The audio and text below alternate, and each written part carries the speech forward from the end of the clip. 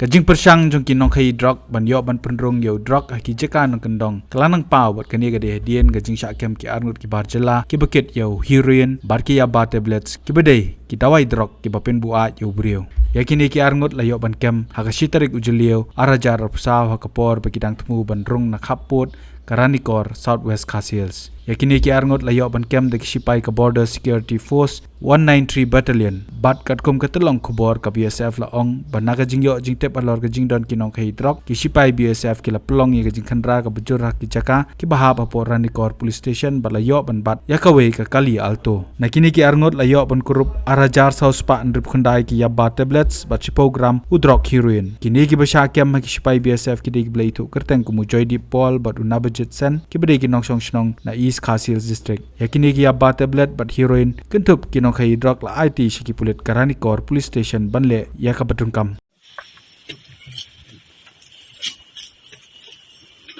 कितना टेबलेट है संजय पीछे 26 17 26 अब बोल रहा है 26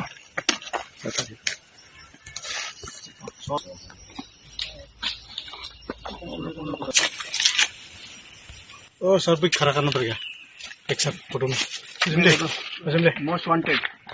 राजू और देव ने अपने एरिया के फूड सेफ्टी ऑफिसर से मिलकर इस बारे में बात की। सर देखिए, इस फोर्टिफाइड चावल में कुछ दाने अलग दिख रहे हैं। घबराइए नहीं, FSSAI के निर्देश के अनुसार चावल में सूक्ष्म पोषक तत्वों को सही मात्रा में मिलाया जा रहा है।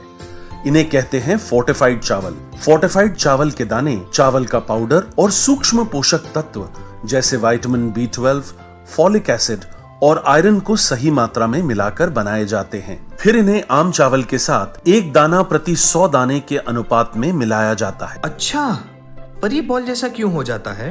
पके हुए चावल में 80% स्टार्च होता है और कार्बोहाइड्रेट की अधिक मात्रा होने के कारण चावल चिपकता है और इसमें लचीलापन आता है। और हाँ, किसी भी तरह के चावल को चिपकाकर इस तरह की बॉल बन सकती है।